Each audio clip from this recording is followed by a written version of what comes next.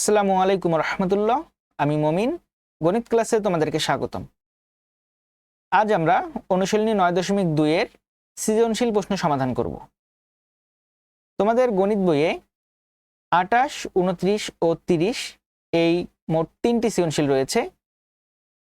এর মধ্যে 28 এবং 29 নাম্বার সৃজনশীলটি 9.1 এর ম্যাথের মতো, যার কারণে আমি শুধুমাত্র 30 নাম্বার সৃজনশীলটি সমাধান করব।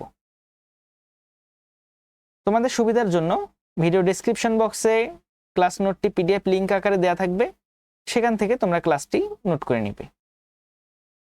তাহলে চলো আমরা 30 নম্বর সৃজনশীলটি সমাধান করি। 30 নম্বর প্রশ্নে বলছে sin θ equal p, cos θ equal q, tan θ equal r, যেখানে থিটা সূক্ষ্মকোণ। ক নম্বর প্রশ্নে বলছে r ইকুয়াল √3 ইনভার্স 1 হলে থিটা এর মান নির্ণয় করো। তাহলে আর হচ্ছে ট্যান থিটা। তাহলে ক নাম্বার প্রশ্ন দেওয়া আছে আর ইকুয়াল √3 ইনভার্স 1। তাহলে আর এর পরিবর্তে আমরা লিখতে পারি tan theta. Tan theta equal √1/3। তাহলে ট্যান থিটা সমান আমরা লিখতে পারি 1/√3। আমরা জানি যে ট্যান 30 ডিগ্রির মান হচ্ছে 1/√3। তাহলে যেহেতু অনুপাত একই, অর্থাৎ ট্যান অনুপাত, এবং তারা পরস্পর সমান, যার কারণে আমরা বলতে পারি যে থিটা ইকুয়াল 30 ডিগ্রি। তাহলে অতএব নির্ণেয় মান থিটা ইকুয়াল 30 ডিগ্রি। যেহেতু আমরা নির্ণেয় মান কথাটা লিখেছি, যার কারণে আমাদের আনসার কথাটা লিখতে হবে না। তাহলে এবার আমরা খ নাম্বার প্রশ্নটি সমাধান করব। খ নাম্বার প্রশ্নে বলছে যে p প্লাস কিউ ইকুয়াল √2 হলে প্রমাণ করো যে থিটা ইকুয়াল 45 ডিগ্রি। খ নাম্বার প্রশ্নটা আমাদের অনুশীলনী 23 নম্বর প্রশ্নের মতো, তবে 23 নম্বর প্রশ্নে এখানে 1 ছিল, যার কারণে আমরা এটা সরাসরি বর্গ করে রেজাল্ট নিয়ে আসতে পারছিলাম। কিন্তু এখানে √2 থাকার কারণে আমরা এটাকে সরাসরি বর্গ করতে পারবো না।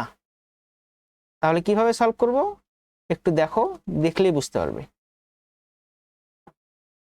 তাহলে দেওয়া আছে p প্লাস কিউ ইকুয়াল √2।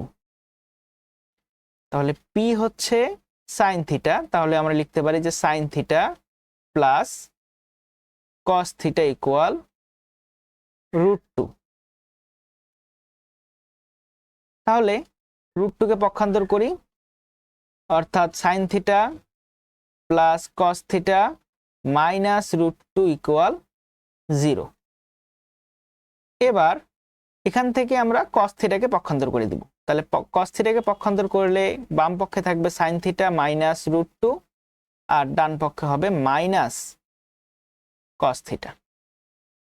এখন আমরা বর্গ করে দিব। তাহলে বর্গ করলে আমরা পাই sine square theta minus 2 sine theta into √2 plus √2 whole square equal minus cos theta whole square. যেহেতু আমরা এখানে বর্গ করছি, তাহলে লিখি যে বর্গ করে পাই। তাহলে এখন দেখো আমরা এখানে লিখতে পারি sign square theta minus 2√2 sine theta plus 2 equal cos square theta. তাহলে কস স্কোয়ার থিটার পরিবর্তে আমরা লিখতে পারি 1 মাইনাস সাইন স্কোয়ার থিটা। তাহলে sign square theta minus 2√2 sine theta plus 2 equal 1 minus sine square theta. তাহলে আমরা এখন ডান পক্ষকে 0 করব। তাহলে ডান পক্ষকে 0 করলে বাম পক্ষে আমরা পাই -1 plus sign square theta equal 0। তাহলে হিসাব করলে আমরা পাই 2 sign square theta minus √2 sin theta plus 1 equal 0। তাহলে এখন আমাদের মিডল টার্ম করতে হবে, অর্থাৎ আমরা 2 কে 1 দ্বারা গুণ করলে আমরা পাই 2। তাহলে এখন এই 2 সমান আমরা কি লিখতে পারি, √2 ইন্টু √2। তাহলে √2 প্লাস √2 করা যায়। তাহলে এটি হয়ে গেল একটা প্রসেস, অর্থাৎ আমরা মিডল টার্ম করেও এটা সমাধান করতে পারি। অথবা আরেকটি বিষয় খেয়াল করো, এটা দেখো আমাদের সরাসরি কিন্তু a - b হোল স্কয়ারের সূত্রে যায়। অর্থাৎ আমাদের a হচ্ছে √2 sin থিটা হোল স্কয়ার, তাহলে মাইনাস সূত্রের 2, a বলতে √2 sin থিটা, b বলতে 1, তাহলে প্লাস b স্কয়ার বলতে 1 স্কয়ার। তাহলে এখানে মিডল টার্মের থেকে আমাদের সূত্র অ্যাপ্লাই করাটাই সব থেকে সহজ, তো যার কারণে আমরা এখানে সূত্রটা অ্যাপ্লাই করবো। তাহলে √2 sin theta whole square minus 2 into √2 sin theta plus 1 equal 0। তাহলে এর পরিবর্তে আমরা লিখতে পারি √2 sin theta minus 1 whole square equal 0, বা √2 sin থিটা মাইনাস 1 ইকুয়াল 0, বা √2 sin থিটা সমান 1, বা sin থিটা সমান 1/√2, বা sin থিটা সমান sin 45 ডিগ্রি। তাহলে যেহেতু অনুপাত একই এবং তারা পরস্পর সমান, তাহলে অতএব থিটা ইকুয়াল 45 ডিগ্রি। তাহলে যেহেতু আমাদের এখানে প্রমাণে বলছে থিটা ইকুয়াল 45 ডিগ্রি দেখাতে, যার কারণে আমরা লিখে দেব যে প্রমাণিত। তাহলে আশা করি তোমরা খ নম্বর প্রশ্নের সমাধানটি সবাই বুঝতে পারছো। তাহলে এখন আমরা গ নম্বর প্রশ্নটি সমাধান করব। গ নম্বর প্রশ্নে বলছে 7p² প্লাস 3q² ইকুয়াল 4 হলে দেখাও যে tan থিটা ইকুয়াল 1/√3।